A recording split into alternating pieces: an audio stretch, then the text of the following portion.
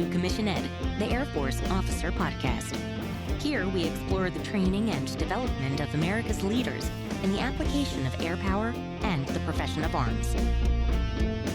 The views expressed are those of the hosts and do not reflect the official policy or position of the United States Air Force, Department of Defense, or the U.S. government. The mention of companies by name is solely for the purpose of discussion and should not be implied as endorsement.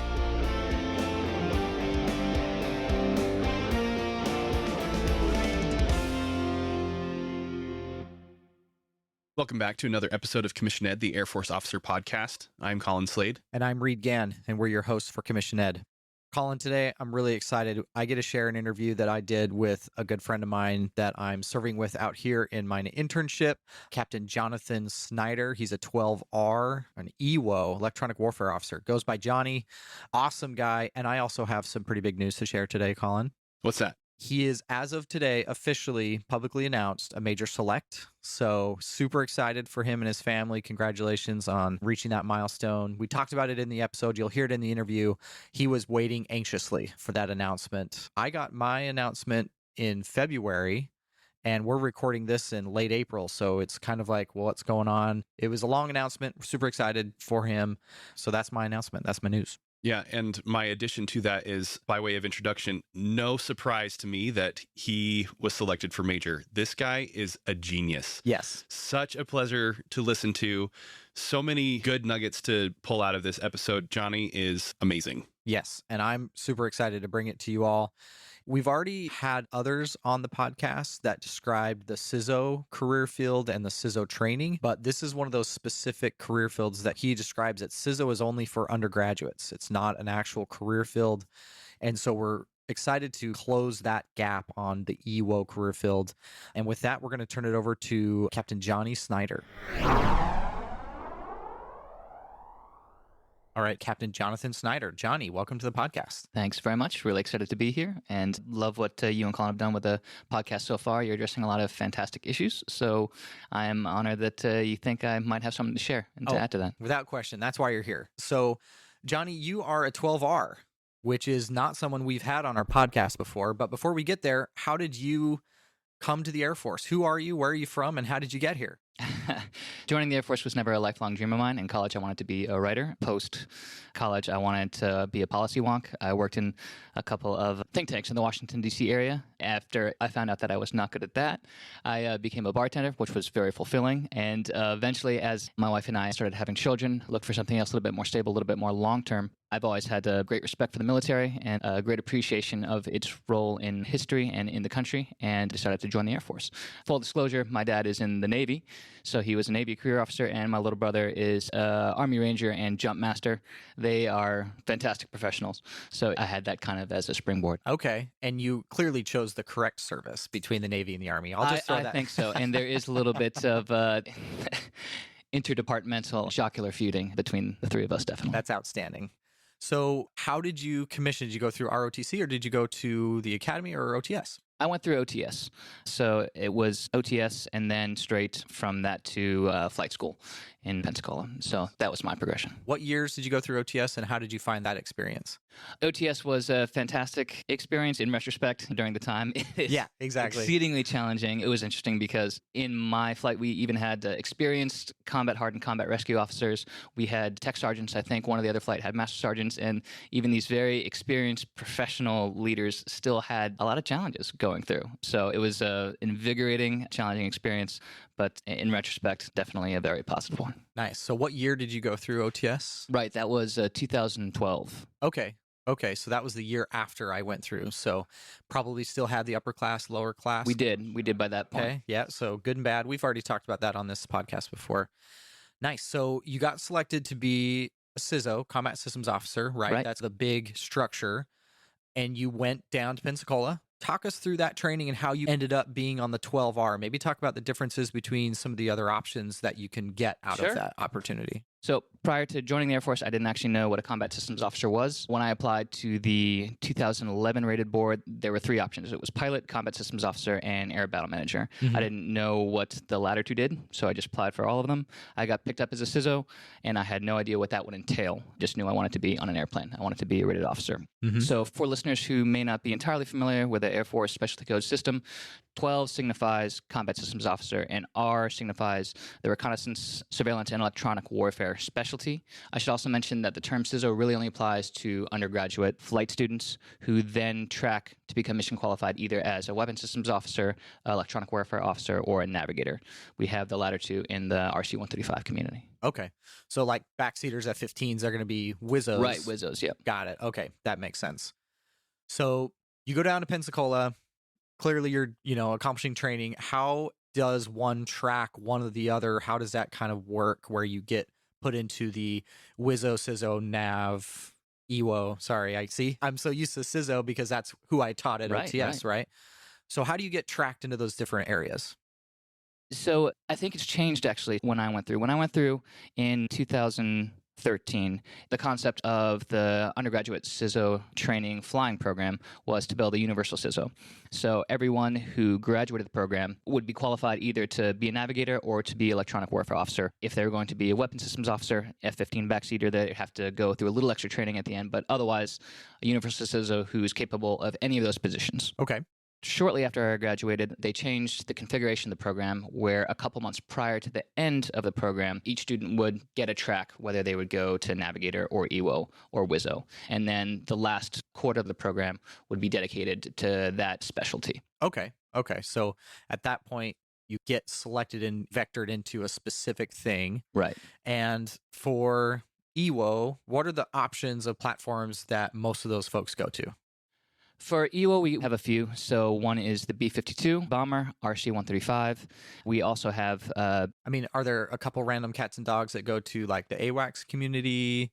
But it's pretty much buffs and RC-135s, right? No, because drop night, we had buffs, we had AWACS. I think we had J-stars, we had U2s, we had a whole bunch of things. But that was when I was going through. Oh, okay. So that was the drop night.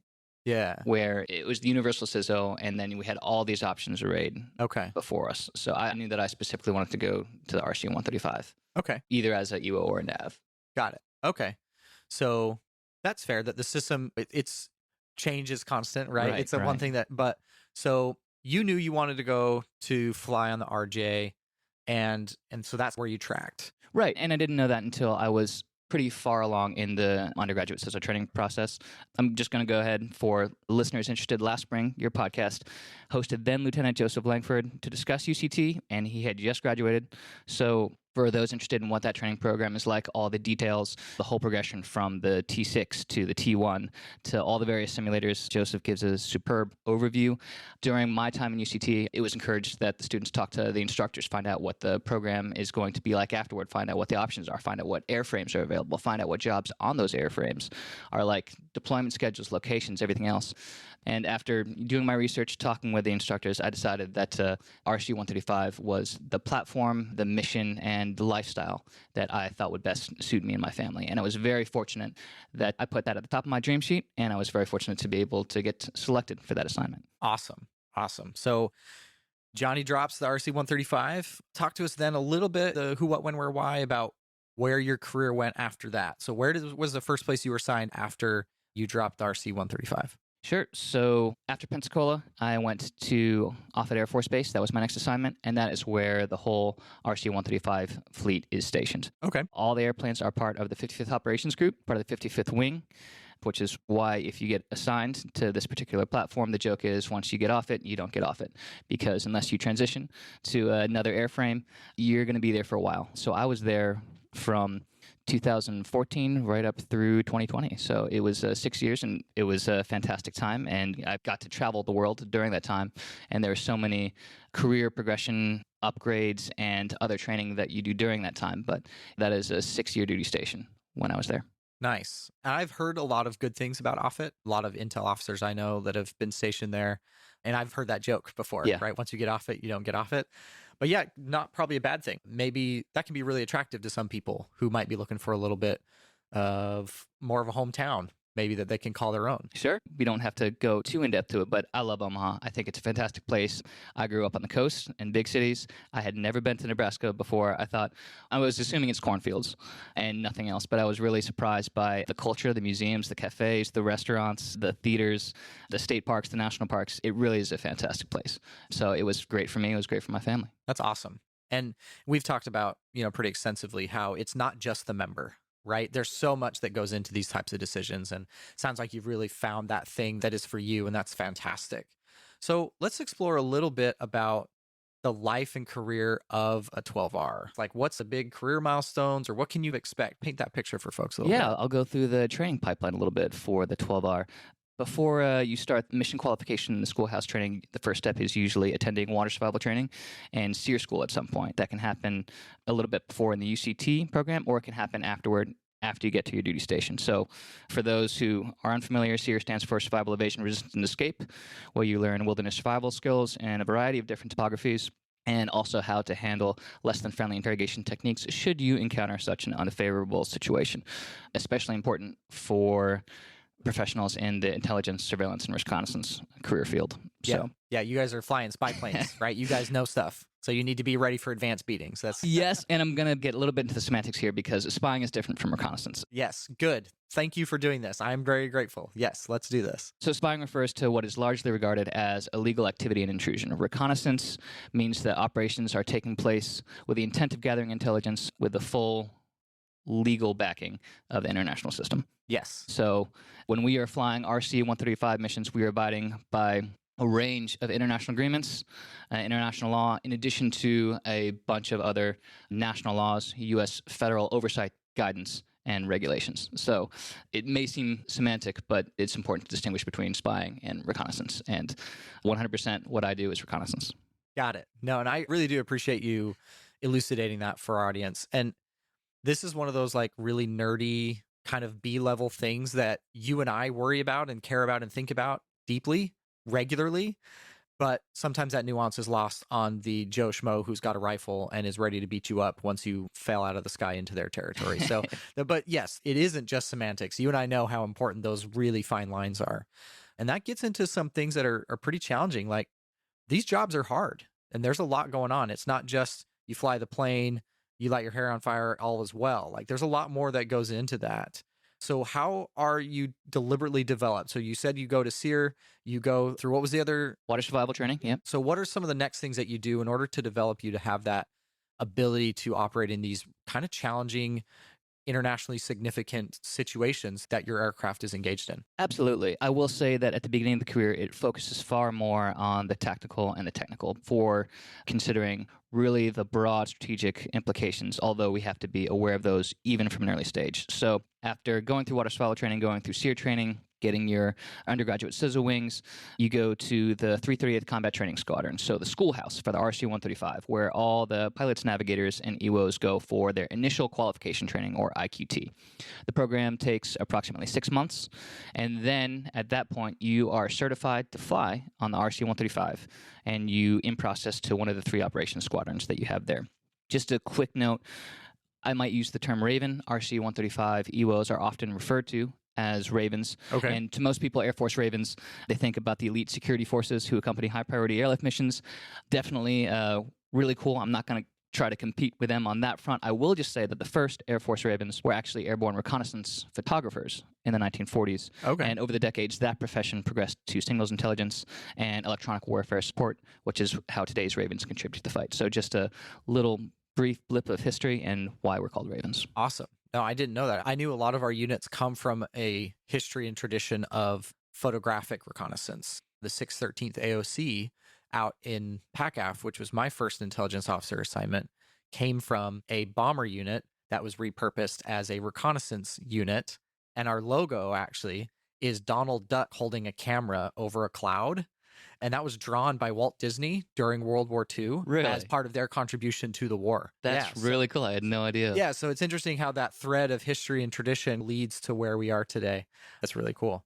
So you get qualified, and then is that when the crazy starts? Is that when the deployments and the TDYs and the flying begins? That is kind of when the crazy starts. So you get mission qualified, and you get to your operational squadron, and within 3 to 4 months, you can expect to go on your first deployment. Now, I got to caveat that changes depending on how many deployment lines are open, how many flyers are in the squadron at that time. That can fluctuate a little bit, but Ravens are expected to spend their first 2 years deploying when they make it to their operational squadron 1 to 2 times per year for 2 to 4 months at a time is usually the pace. Okay. So the whole purpose is to hone their technical skills, hone their operational experience, studying all the electronic warfare principles. We study that in training, but it's a perpetual self-betterment that every Raven is expected to partake in to get better all the time. And then becoming familiar with all the Air Force flight ops regulations. So we're still rated aviators. It's not just about the signals, it's about everything that goes into flight ops around the world. A Raven is considered experienced when they obtain 500 flight hours. And at that point, they are eligible for subsequent training and crew upgrades. Okay. So the next step after that is instructor upgrade. You've had 500 hours in the jet. You've gone on 3 or 4 deployments, in addition to all these 3-week-long large force exercise, joint red exercises, flags, red flags, Okay. Neptune Falcons, all those. So in addition to the 3 to 4 deployments, you have also done all these joint exercises and integrated with all these other platforms. So you're really getting a better sense of how your job fits into the bigger picture. So during instructor upgrade, you attend a 6-week flight instructor course to study things like pedagogical theory, instructional models, and lesson planning, learning objectives, grading criteria, training reports, all those things. Yeah, sounds like my instructor training before I was an OTS flight commander. Really similar. I'm assuming it's pretty similar, Yeah. that those concepts are consistent across the Air Force. And I found instructor training very interesting and very helpful. And a lot of the pedagogical principles and learning principles I use outside the Air Force. Yeah, So like with my kids all the time. Yeah. Nice. So do you become a full-blown IP? Is that kind of what, I mean, is that what they call you? An instructor? I know it's instructor pilot, but do they call you IPs? it's an IEWO, so Instructor Electronic Warfare Officer. Okay. Usually the next step is an upgrade to what's called a Tactical Coordinator, or TC. So you're an IEWO, and then you upgrade to Tactical Coordinator to become an ITC. The TC is the aircraft's lead EWO position, and it's comparable to the Mission Crew Commander position on other airframes. Got it. What's your rank, time in service approximately when you become a TC? You're going to be a captain when you're a TC. Most Ravens put on captain around the time they start or are about to start instructor training. Got it. Okay. And then at that point, they can go to tactical coordinator upgrade. There are cases, it's fluctuated in the operations squadrons, which one comes first, depending on billets availability, all those other considerations. Rotational, ops tempo, everything. Exactly. For me, I became an instructor around the time I put on my bars, and then I upgraded to tactical coordinator about a year later. Got it. Okay. So just to give a little bit more in-depth explanation of what the difference between those two are. So Ravens are expected to be experts in electronic warfare fundamentals and signal analysis, and the tactical coordinator upgrade adds to that knowledge base with learning about all the other crew positions on the jet and how their specialties fit within the RJ mission. And then we have to study how the RJ mission itself fits into the broader battle space and how we contribute to theater national objectives, how other airframes work and how we can integrate with them, what their TTPs are and how their operating systems work. It's just learning about everything outside of our jet so that we can be the most effective as we can at providing electronic warfare support to the rest of the force. Awesome. So no pressure. Just a little bit, right? Just a little bit. Yeah. I mean, this sounds like pretty complicated stuff, to be honest. It is complicated, and it's also super perishable. This is the kind of thing that you have to be, as an electronic warfare officer at TC, you have to be studying constantly. And temptation for a lot of TCs when they make it through that upgrade is to let all that electronic warfare fundamentals slide. That's really easy to forget too. Parametrics and waveform and modulation and in-phase quadrature data and all those things. Stuff you and I geek out over regularly, right? Yeah. Right. But all that has to be maintained in addition to how all the systems on the jet work and then how the systems on other jets work if we're going to actually provide intel expediently to them in a battle space scenario. It's a lot to absorb. It's a lot to keep up. And then there's the fact that it's always changing. Right. So doctrine changes, our adversaries update the way they employ their assets. We continually test, refine, and update our own doctrine and TTPs. Yep. It is a never-ending process, and it's a lot of fun, but it is a lot of work. And not only are our adversaries doing things differently, they're trying to not get found out. Like, that's the other thing. Like, I think we don't think about that as often. We say the enemy gets a vote, but we also have to think that the adversary is also doing everything they can to not be uncovered, to not be seen, to not be found, and they're making it hard on purpose. Definitely. So yeah, it's all of that. Oh, and by the way, you're also an Air Force officer. You also have professional development. Right. You also have mandatory milestones that we've already talked about, like SOS and these other things. So yeah, just a lot going on. That's a really good laydown. So at this point, I'm guessing you're starting to get to be like senior captain, maybe looking at FGO timeframe. Am I correct on where we are in like career field progression relative to life right now? So within the RC 135 EWO community, by the time that you put on instructor, put on technical coordinator, usually you get certified as an evaluator by that point too. You and I know what that means, but some of our audience may not know what an evaluator is. Sure. So an evaluator means you are responsible for overseeing other aviators in your crew position on their flight examinations, which are also known as check rides. So the evaluator is the expert in all the performance and safety, qualification and certification and employment criteria for that crew position and determines if a crew member is qualified to fly or not. So most aviators, we get a check ride every year. An evaluator, sits behind us and watches everything we do from mission planning throughout the flight, post-ground operations, through post-flight operations, through debrief, for everything. Very little input, just making sure that as an observer, they can certify that we do everything that we need to do and don't do anything that we're not supposed to do. And it's really important for everyone in our audience, irrespective of your AFSC, to understand that model, because it is a pilot's Air Force. We use that model of instructor and evaluator throughout. When I was at OTS, you could become an evaluator and you would get evaluated once a year minimum on all aspects of training, both field and classroom. And just like you described, you walk in to go to your classroom and there's someone with a clipboard and they're like, hey, is there any reason you can't be evaluated today? You're like, nope, let's do this, right? And just like your check ride, if I fail this check ride, they're going to take my instructor qual and I'm not going to be an instructor. That happens in intelligence. That happens across the Air Force because that same model is applied. So it's important for everybody to recognize that idea of you have to be good at your job and we're going to hold you to a standard that applies throughout. And so something everybody, I think, needs to keep in mind. I had no idea it applied that way in all those other institutions. That's fascinating. I'm glad to be learning these things. Yeah. So when I was at Intel at the AOC, we also had IQT, MQT, and then a regular evaluation. So it's that same model gets applied over and over again.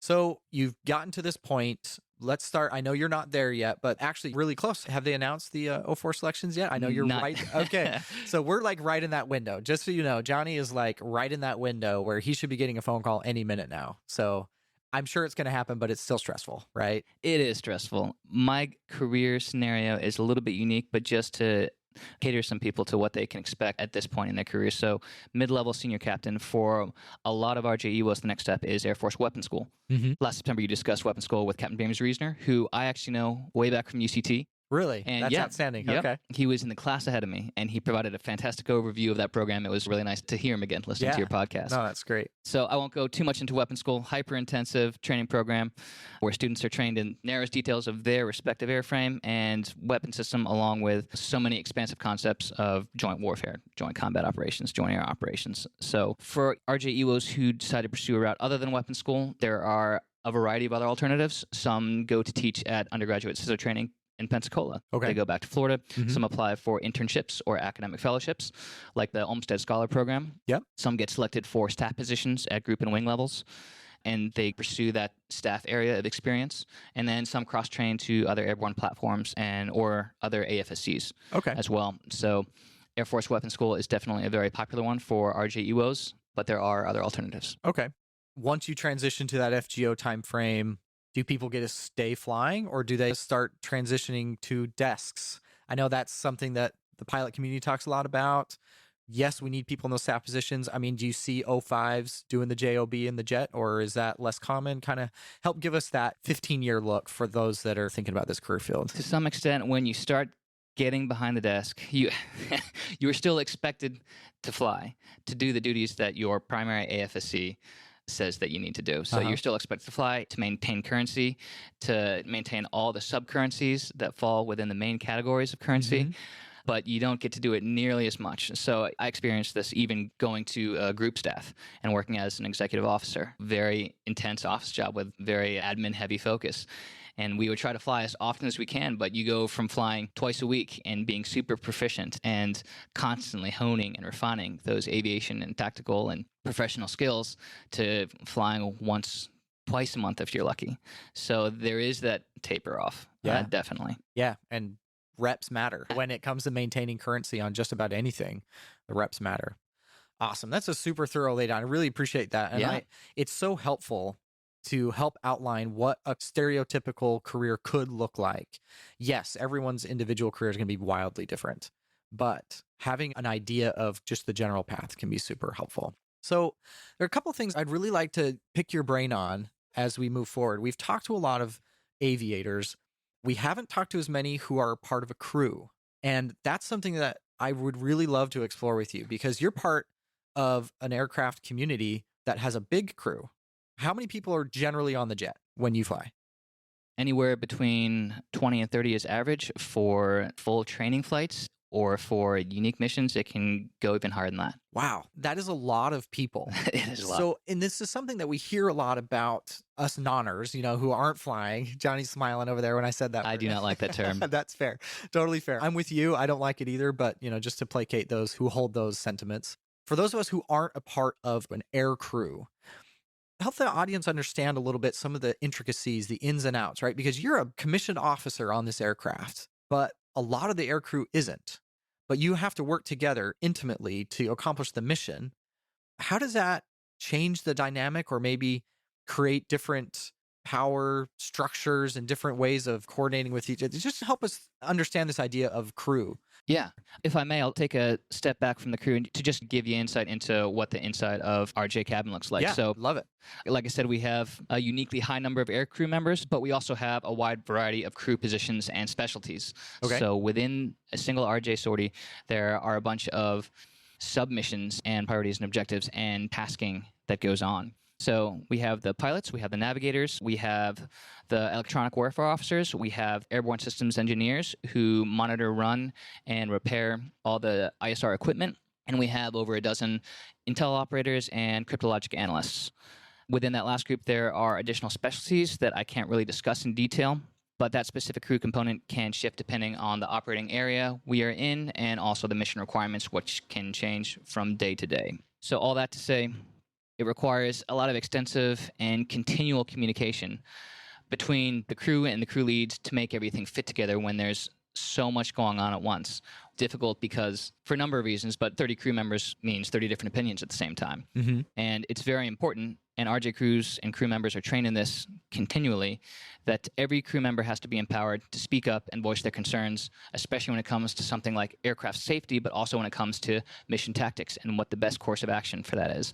Every sortie is different. There's always new dynamic situations that can occur. There are always potential internal problems with equipment or with tasking, and externally there are different adversary threats. There are weather patterns. There's so much going on, blending and mixing, and continual communication is the only way that a crew, especially a crew that is that heavy and that diverse, can address that.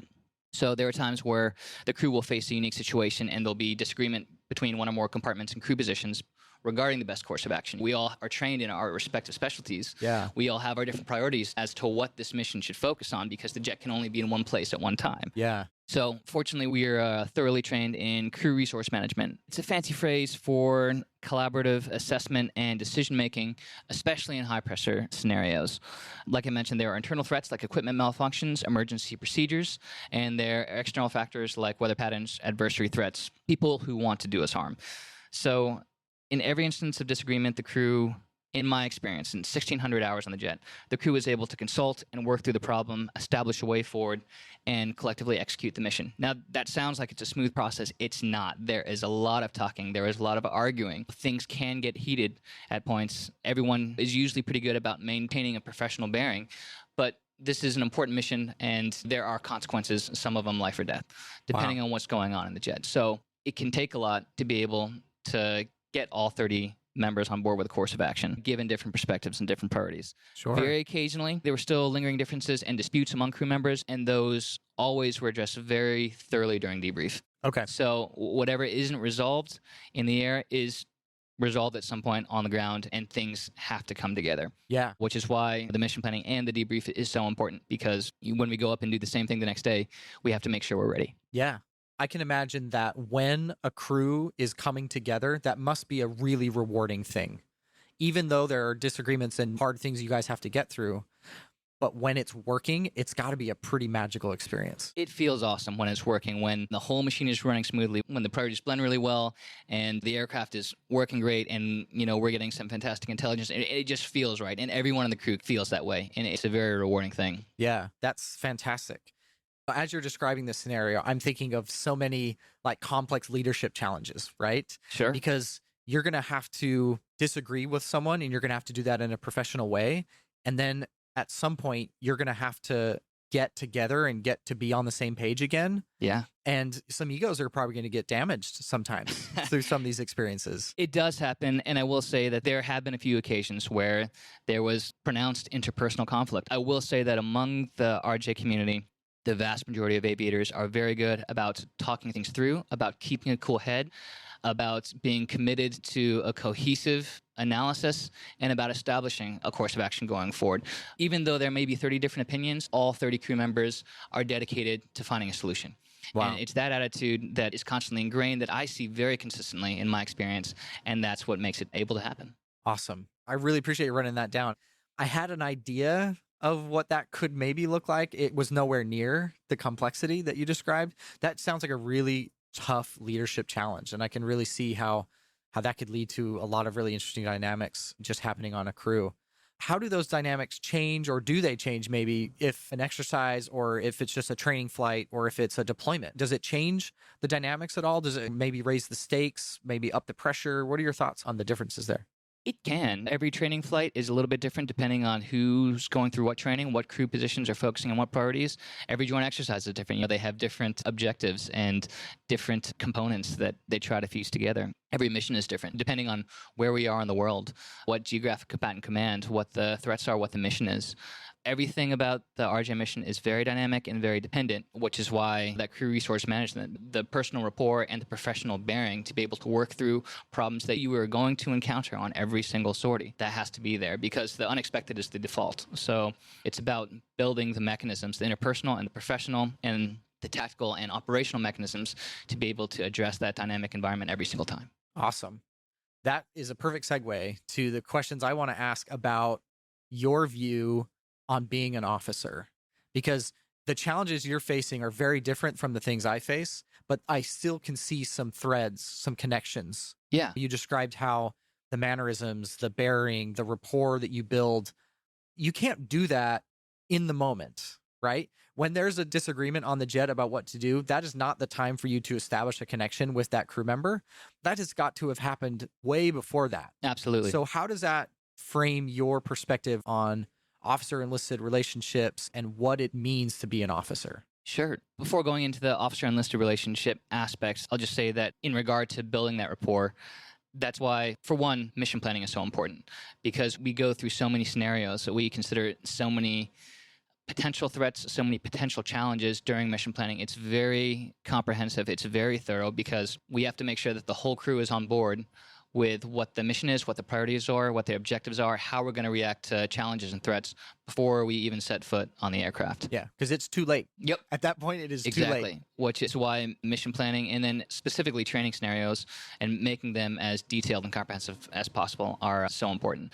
On a deployment, it takes a little bit of a different aspect just because usually it's the same crew flying together. So there's that chance to develop rapport. Okay. There's that chance to figure out the personal contributions and how they fit into that professional environment and to really know your folks and know who to talk to, understand who has what expertise and how to leverage that when something unexpected comes up. Sure, because once you really understand an individual's knowledge, skills, and abilities, it's only then that you can really start to perform as a team, because you can start to say, hey, I know you're really good at this. Exactly. So we're going to focus you there. And I can see how that would really build. Do you get really close with the folks you deploy with? I know the folks I deployed with, you tend to generate really close relationships. It does. You know, you're on a jet for, let's say, 8 to 16 hours at a time, and you're with each other most waking hours, and you're working together for professional missions of imports, and on the occasional days off, you're going out, you're with your crew, and you're trying to do fun things, you're trying to decompress, and it does become a family. It's weird because it's a very unique, tight-knit group for 2 to 4 months at a time. then you come back and you have to go back into other parts of life, and then you come back the next deployment and it's a new crew, it's new folks, and you get to craft this whole new family. Yeah. And that's the dynamic that I've experienced. And it's been very rewarding because I've gotten to work and get to know very personally and professionally some fantastic people, and I've learned so much from all of them. Even my last deployment, so I was the TC, and I was working with 2 Ravens, but I was able to learn from them, even though I'm technically in charge of this part of the mission, but I was able to learn so much about the system and draw so much on their knowledge. And that was also really rewarding because no matter how smart you are at your job, when you're in a plane with 30 people, I guarantee you're not the best at everything. So there's so much opportunity to get better and to improve yourself by just taking advantages of all those people around you. That's outstanding. So with all of the myriad of things that you've been tasked with, right, as an EWO, we've already said this is an incredibly complex and complicated career field. What are the things that Johnny Snyder focuses on to develop himself as a leader? What are some tools that maybe you've applied? How do you develop yourself as a leader with all this other stuff that you've got to do? That's a big question. So to some extent, I'm a little bit ill-equipped to talk about the topic of leadership in regards to officership, even though I'm an officer and a leader. I've been through numerous military training courses. I've taken academic classes on leadership. I've read books and scholarly articles on leadership by renowned leaders, and I've had the opportunity to lead intelligent and dedicated professionals. Even with that, I think my insights are a little bit limited. I have not explored all the philosophical implications of officership like you and Colin have on your podcast. I've tried to think more about it, partly because as I progress in the ranks, it's a little bit more important to have a foundational structure and framework that you can draw upon, especially when you're in charge of managing a large organization, whether at the squadron or the group level. So it's something that I'm working on and trying to have a more structured framework that can inform my behavior. But in the meantime, I don't know precisely how to classify my leadership style. I suppose, like every officer, I use my experiences from past leadership positions. As I navigate new situations, I try to absorb lessons from other leaders, whether in books I encounter or leaders that I have the opportunity to actually work with. But I will have to try to construct a more coherent framework to help make my actions and behavior as a leader stay consistent and stay beneficial to the organization. Yeah, well, I want you to know that I can see your deliberate development because Johnny and I met at the internship. We're both part of the same internship working for a combat support agency right now. And you are always open and willing to learn and listen. And I see that because you're one of the first people to say, I'm not really sure. And that knowing self is so important. It's something Colin and I talk about all the time. And to be honest, that's one of the reasons we started this podcast, is because we felt that we were coming to a point where we were expecting to have that defined and figured out already, and we didn't feel that we did. So I think that's part of the intent of this podcast, is to help people develop and to address that, because it is one of those things that you necessarily haven't defined before. You've just done, you just operated. But then when you get put in charge, you're like, oh, I maybe should have like a plan, right? Mission planning is so important. Maybe we should apply similar principles to our leadership style. Intuition is really crucial, but it only takes you so far when it comes to leadership responsibilities. So, and I think on the podcast, you've done a great job of exploring that and forcing, people to think more analytically and more creatively about what it means to be a leader. So I appreciate that. Thanks, Johnny. That's why we're doing it, to try to enforce that development. I can share 2 insights if you like it, as far as leadership. So I don't have a cohesive, coherent framework, but just a couple points that I found helpful that have defined the way I approach the way I lead. So the first is that the team dynamic defines everything. This is not a new concept, but it's just constantly shown in every professional situation I found myself in at every level that I've gone through thus far. So when I'm in the aircraft or in the office, there are almost no tasks that I can accomplish by myself. So whatever your mission or your level of seniority, success depends on the people around you. And like I said, this is an almost cliche concept, but it's still so important to recognize and to leverage. So as mission crew commander on the jet, I need the Ravens to keep me updated on the electronic warfare environment.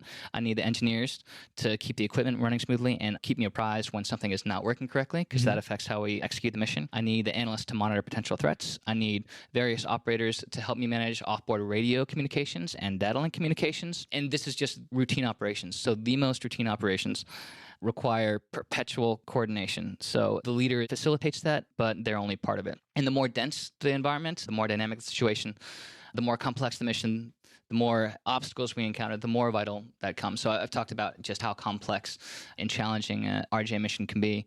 And every time, the more complex it becomes, the more we need to rely on that teamwork, the more the leader needs to facilitate that cooperation. And to take that focus on teamwork out of the aircraft, it's in the office too, right? Yeah, absolutely. So, you know, when I joined the command staff at the operations group, the Missouri River overflowed, flooded 1/3 of Offutt Air Force Base. So you were there during that time? I was there during the flood, Oh, my yeah. goodness. I just started my new job. Yeah. Oh my gosh. I had close friends that were there. One of the guys that I was actually his sponsor when Wow. he came to Hickam, he was a patch out there at the time. And Gotcha, so gotcha. seeing all that devastation, maybe we'll try to see if we can put some links to the show notes to some of those news articles. But that was a huge deal.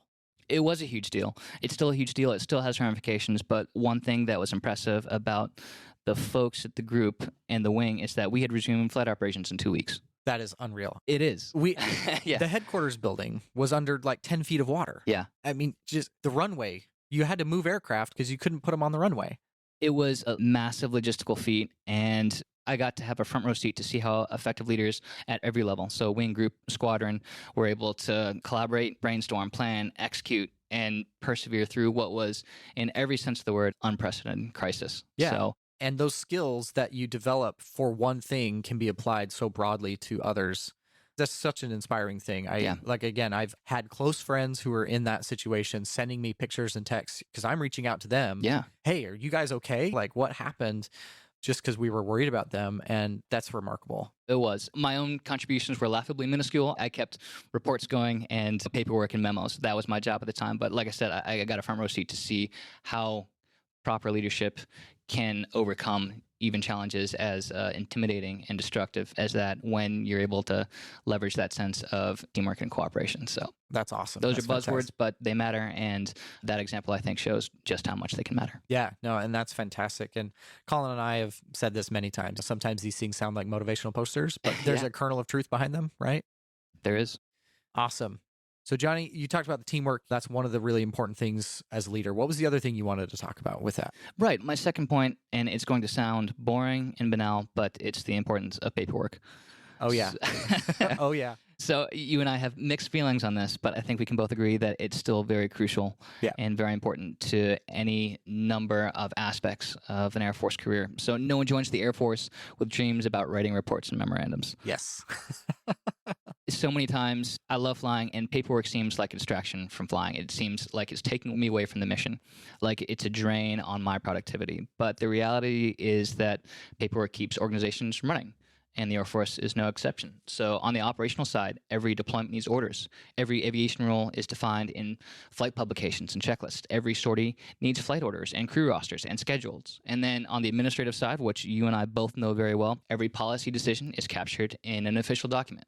Every new initiative requires a memorandum. Every promotion decision depends on performance reports and training reports and decoration citations. Yep. So I've tried to explain this to some of the newer officers who've come into my flights or my units. When you're a pilot who's recovering a jet from an in-flight emergency, or you're an ISR operator who's in the midst of discovering some brand new intelligence, that achievement is more real and remarkable than any piece of paper, hands down. But no matter how important or impressive that is, it won't really matter in the long run unless it's captured on a piece of paper. Yeah, exactly. It's like the meme, right? Like pics or it didn't happen. That's where we are, right? Yeah. If it's not recorded appropriately in paper, it might as well have not happened. Yep. And you and I have both heard the truism before that you don't meet the board, your paperwork does. And that saying is partly cynical, but it also reflects the reality that, you know, decision makers are unable to know everyone personally. So you need to capture everything on paper. You need to make sure that there are training reports and performance reports and decorations and awards are all captured for people to see. That's how you sum up someone's achievements. And yes, the paper is not the same thing as achievements, but the paper is what makes those achievements and accomplishments available for the rest of the institution to see and acknowledge. So I don't know if someone else come up with this analogy. So you mentioned the picture didn't happen. I use the analogy of like, it doesn't matter how good a musician is if they don't record a track. Yeah. No one's Yeah. ever going to know just how great they were. And it's the same thing with Air Force paperwork to some extent. Yeah, just an organization of our size, breadth, depth, scope of responsibility. There's just no other way. Exactly. And Colin and I did just spend a couple episodes decrying how awful the system is. But in all seriousness, there's no other way. You simply can't do it until the matrix happens and we can all plug into each other's brains and know immediately that's where we are. Right. And so, yeah, it's super critical. And I'll add this. So writing comes easier to some people than to others. Says the English major. Says the English major.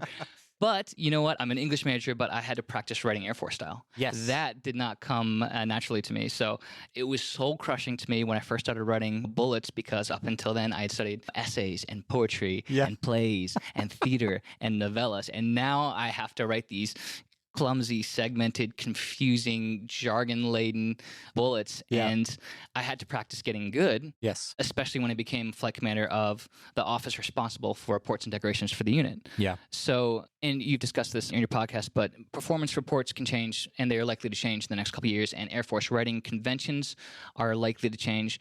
But if you're an officer, you need to become proficient writers in whatever communication vehicle the Air Force uses at that time, for the sake of the people you lead and for your own career. So it does sound banal to say, yep, paperwork's important, but it truly is for so many reasons. Yeah, totally agree.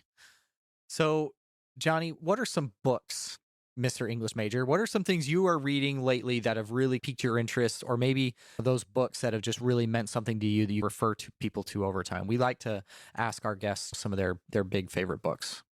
All right, I got to take a breath. Okay. And I got to try to narrow things down for you. Okay. There's so many. Yeah. What I'm going to talk about is Thucydides' History of the Peloponnesian War. Okay.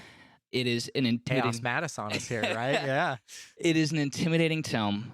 So just for the listeners, the history of the Peloponnesian War covers the 2-decade war between Athens and Sparta and their respective allies in the 5th century BC. It's written in a dry, sterile prose, and there are some contextual specifics that it's difficult for a contemporary reader to understand and identify with. But beyond those challenges to the reader, Thucydides captures so many timeless, universal truths defining human conflict and ambition and power and failure. He includes eloquent speeches and dialogues on debates from a diverse array of leaders around the ancient world. And then you get to meet some of the most heroic and the most villainous characters, and everyone in between, coming from all different sides of this catastrophic war. And so many of his passages are so stunningly poetic and profound. I was flipping through just yesterday, rereading some passages, and some of them are truly moving and deeply emotional and evocative.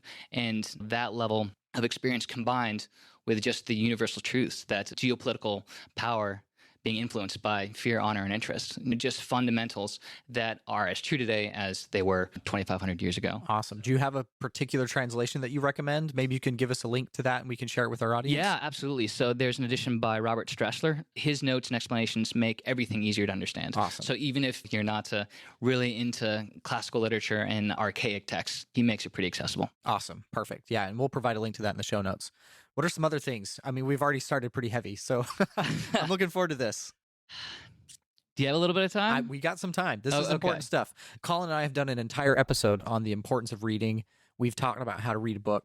This is important stuff. So yeah, absolutely we have time for it. One of my Air Force friends recently commented on how he was tired of dealing with officers who were better at quoting Simon Sinek than actually leading, right? Yeah. I can relate to that feeling. So no offense to Sinek, who's a brilliant thinker and author, but a lot of aspiring leaders, including myself, we tend to cut and paste profound sayings and ideas and just paste them onto our metaphorical bumper sticker display, rather than internalizing and thoughtfully applying these concepts. So I understand some of these are going to sound cliche, and I understand if people's reaction is to roll their eyes at my recommendations, but I think that some of these books are so substantive and valid that if you choose to engage with them on your own terms, you'll be able to find a lot of value past all the overquoted passages. With that said, one of the most overquoted works of strategic philosophy is Sun Tzu, Art of War. Yep. And I know because I've been personally annoyed by how much his concepts are lazily applied by mediocre leaders and instructors. But as I said before, there's still so much to gain from reading these volumes because his insights are so dense and layered. And every time I read it, I encounter new aspects and angles and perceptions. Yep. So his aphorisms can be very vague and abstract, especially to a Western audience unfamiliar with the kind of sentence and idea structure of the Chinese language. And then just how broad and general his concepts are can make them difficult to apply towards a lot of situations. So it's hard to probe his intended meaning. The entire cultural construct through which he was writing that. Yes. The Eastern versus Western constructs of time, of relationship between state and people. I mean, it's very complex. Absolutely. Yet, in spite of that, his concepts are so brilliant about warfare as deception, about subjugating an adversary without fighting, about understanding yourself and understanding your adversary, about exercising self-control and tranquility, and what some would call professional bearing, attacking the adversary's plan instead of their army, blending caution with speed and the orthodox with the unexpected. These are all concepts that are very vivid right now, and that I think a lot of our leaders are trying to incorporate and address and internalize. Yeah. I will say that I found it very helpful to read the other military classics of ancient China. Okay. So that was really helpful to me in deconstructing Sun Tzu a little bit more. So I also read the dialogues of Wu Tzu and Wei Liaozi and Li Jing. So pardon to any Mandarin speakers for my pronunciation. But the dialogue of Li Jing was especially helpful because it explores the practical applications and fuller meanings of Sun Tzu. This was great. I was reading again a couple weeks ago, but there's a part where the speakers say, people who study Sun Tzu today only recite the empty words. Few grasp and extend his meaning. Merely remembering and reciting them is not enough to succeed. Military teachings should not be carelessly transmitted. And I found that to be a very convicting reminder to myself and to some extent to the institutions we're part of. Yeah. I remember reading that as a second lieutenant and distinctly recognizing that it was too soon. It was too soon in my development as a military professional, that I needed some more life experience. I needed some military experience, and I needed more development before I was really ready to appreciate some of those things. So yeah, I'm listening on that one for sure. Cool. This other one's going to seem archaic, but I read this one last year, and it illuminated a lot for me, especially within our time and climate and domestic events, international events. But 2-volume book called Democracy in America by French political scientist Alexis de Tocqueville, who traveled throughout America, early 19th century, wrote extensively about what he described as its inclinations, character, prejudices, and passions. The reason it's so fascinating is because it reveals ways that America has changed and has not changed in the past 200 years, for better and for worse in both cases. Mm-hmm. So there are areas where Tocqueville, a French aristocrat from the 19th century, his presumptions are archaic and problematic, absolutely, and those have to be dealt with. But in other areas, he is prophetically progressive. He investigates shifting social norms and historical identities and ideological conflicts around buzzwords like liberty, equality, governance, and commerce. Mm-hmm. And he also, with a lot of humility, he's able to take on some heavy topics regarding race and class and privilege.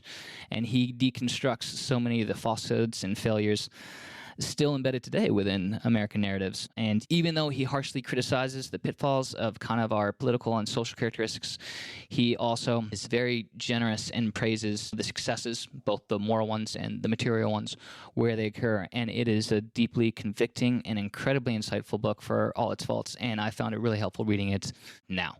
Nice. Yeah. And as executors of the Constitution and the authority therein, through our commission, this is the context by which our authority comes from. This is where it happens. Yeah. So, yeah, exactly. Very insightful. Well, Johnny, this has been super awesome. I am so glad you were able to join us today. And for any of our audience who may want to reach out to you, you've been willing to give us your email address. We'll put that in the show notes, but you can look him up in the Gal, Jonathan Snyder, Captain, U.S. Air Force. But we'll provide a link in the show notes if you want to reach out to Johnny to get any more insights on the 12-hour career field or any of his deep and profound thoughts on what's going on in the South China Sea. We've had many conversations and they've been fantastic. I've really enjoyed it. Anything else you want to leave us with before we wrap up today, Johnny? No, it's been a pleasure and a privilege to be on this podcast. Thank you very much for hosting. I hope that despite some of my incoherent ramblings, that I may have contributed a couple nuggets that will be useful to your listeners. I'm sure it will be. Hey, really appreciate you joining us this week. All right, Reed. So I said it in the intro. I'm going to say it again here. Johnny is amazing. He's one of those, not just 50-pound brains, but like 200-pound brains in the room. And it just makes me so excited. Well, one, makes me so humbled. It makes me feel like an ignoramus, but so excited that these are the people that we get to spend our time with. They're just so full of good knowledge and information, and at the same time, so humble. Like, I couldn't detect any sort of pride or conceit in his voice. Like, he just knows his stuff and is so good at talking about it. Yeah, I love that these are the kind of people that we get to be around as airmen, as officers in the Air Force. Yeah, absolutely. I've said it before. I joined because of the mission I was going to get to do. I stay because of the people I get to be associated with. Right. And Johnny is no different. He's capital J Johnny, amazing guy, just incredible. I mean, he's quoting from other ancient Chinese military theorists. Right? I mean, come I mean, on. we all know Sun Tzu, but he like goes and finds the other ones. Yeah, that wrote about Sun Tzu. And yeah, okay. Yes, these are the people we get to be associated with. And it's an honor and privilege. I thought he had some really good points. I know you and I have got some things lined up we want to talk about. Why don't you lead us off on the thing that, aside from his genuine intelligence, which is always a privilege, I love listening to him talk. What are some of the things that stood out to you? One of the very first things that jumped out is how accurate he wants to be. Because he is that 200-pound brain, he wants to make sure that everything he says is to the point and that there's no ambiguity about it. And this came out when you in jest said something about being a spy, and he was like, hold up, Reed, no. Yeah. It's recon. And I do think it's important that we address that, just as he did, take it a little bit further, because words do matter, right? There's a difference between spying and reconnaissance. Yeah, absolutely. And he did a good job of describing that key difference. It's the idea of attribution. In one case, the country is not going to recognize that you were there. Yeah. That's the spying side of things. They're not going to say, oh, yeah, that's us. Reconnaissance, we're following all the laws. Everybody knows we're there and everybody knows what we're doing. And yes, in the setting at the time, I was just trying to get him to open up, get him to free flow. It's an interview technique. Sure. And I love how he's like, no, that's just the excellence of people like Johnny. And I think it's something we can all strive for. And I can be precise when the occasion warrants, but Sure. I could be more precise more often. And that was something I took away from the interview as well. Yeah, I totally agree. Yeah. And because he is so precise, the interview is just full of so many really good things to talk about. Yeah. Yeah. I think that we should be precise about is the developmental framework moving from being an instructor to being an evaluator, because you said in the interview that that is applied everywhere, but that is actually more specific to the operational environment of the Air Force and not so much the support side. So I wanted to make sure that we were precise on that one. Yeah, no, that's totally fair. And as you and I discussed before we recorded today, I'm using the ops lens. That's the world I come from. I'm in the operations side of things. And so the idea of initial qualification training, mission qualification training, and then instructor and evaluator, that model is something that has been ever present in my career. Everywhere I've gone, I've had this model of let's give you the first skills you need, then we're going to train you up to get more specifically qualified, then you're going to be fully mission qualified. And then once you're qualified, you can become someone teaching others. And then you can be someone evaluating others. That idea, which has a lot of merit, and it's been very useful as a framework for teaching and instructing and bringing others along. That's been my experience. And so glad that you highlighted that that hasn't been applied everywhere.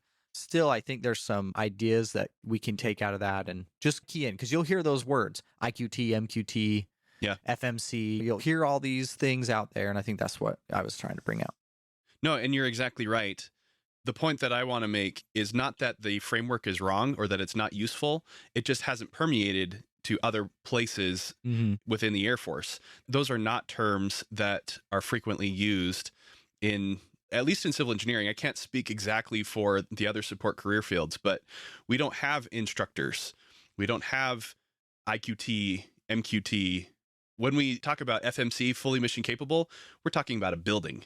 Yeah. Very different context for the use of that term as opposed to an aircraft or the people that are operating it, right? Yep. So just wanted to be precise there. That's all. Yep.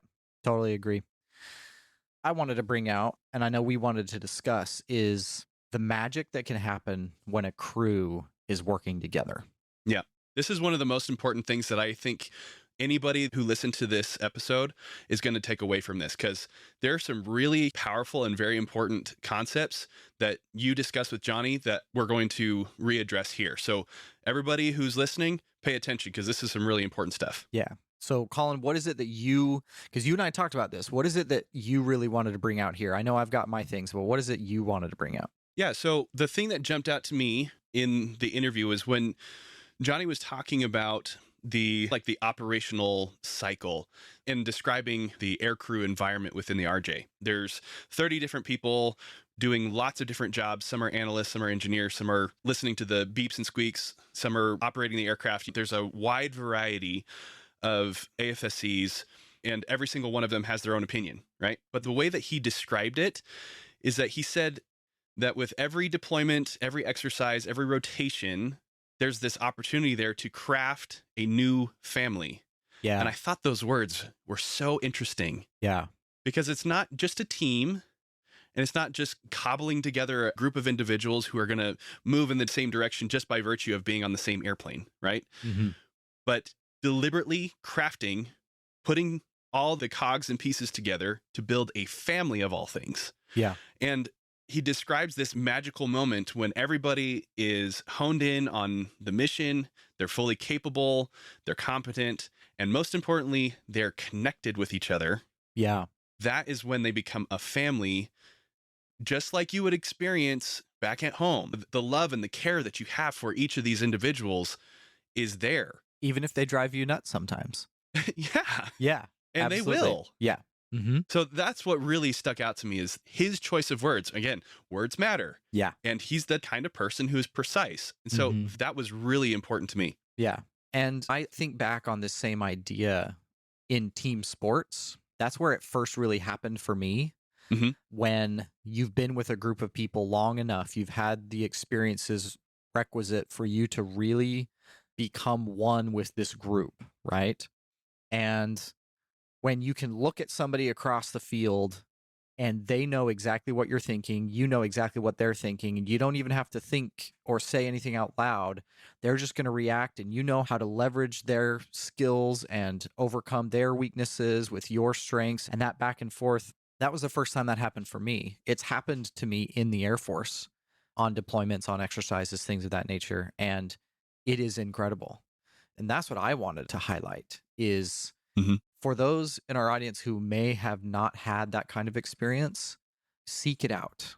Try to find those experiences, because when you get a group of people, whatever it is, it could be literally sitting in an office space in a cube farm somewhere, but when you're actually doing the job and everyone's on the same page and everything's working, it's magic. Something really impressive happens. You called it crew magic when we were talking before this episode, and it can be really, really amazing. Yeah. And know that some of these different exercises and deployment opportunities, those things are not always required. Sometimes they are. You will get voluntold to go do some of these things, but that's not always the case. And you may find yourself thinking, I don't need to volunteer for that because I don't need the practice. I'm already fully capable. I'm competent. I don't need to go do that. But we would suggest to you that maybe you should go in order to not practice your competence, but to practice your connection. Yes. Go so that you can practice connecting with these other people, because whether you're a 12R or a 32E or a 14N or a 44G, it doesn't matter what your AFSC is. You work with people. Yes. And you need to be able to connect with them regardless of the environment, because that is your responsibility as an officer. Yes. And that was actually an important aspect of training at OTS. We took your cell phone away on purpose so that you did not have the ability to, as quickly as you're used to, relying on your existing social structure and social network, so that you would be forced to connect with the people in your flight. That's not even a secret. I told them straight up, like, why did I take your phones? Because I need you to be friends with these people. I need you to connect with them. And I totally agree. You can do this outside of an exercise, outside of a deployment. I just think those are uniquely excellent opportunities to do that. It's a lot easier to connect with somebody once you're locked in a room for 18 hours with them, doing night shift and whatever it is, tracking enemy aircraft or something that I've done before. So take advantage of those opportunities. I have made deep and meaningful connections with people I spent 3 weeks with. Yeah. And you're going to take advantage of not only the skills that you learned, the skills to connect, the competence to connect, but also the actual connection. These will be people that you'll be in touch with, and you'll see them again. We've talked on this podcast before. The Air Force is a scary small place. Yeah. And so you may find that that connection that you develop in these TDYs, these exercises, deployments, will come to benefit you later on when you find yourself in another combat sortie or needing to get another contract done, or things are falling apart within the flight and you need somebody to just listen to you. Mm-hmm. That's the reason we need to connect with each other, so that we can help each other accomplish the mission, whatever the mission is. Yeah, totally agree. So I do have one more thing that I want to address here. It goes a very different direction, but Johnny talked about after the training pipeline ends. So you go to UCT, you go to learn your airframe, and then you arrive at your first duty station. For the EWOs in the RC-135 rivet joint community, that's Offutt. He talked about there's really just the one place. Then he used the phrase, that's when the crazy starts. And what he meant by that is pretty soon after that, you are going to deploy, and then you're going to deploy again.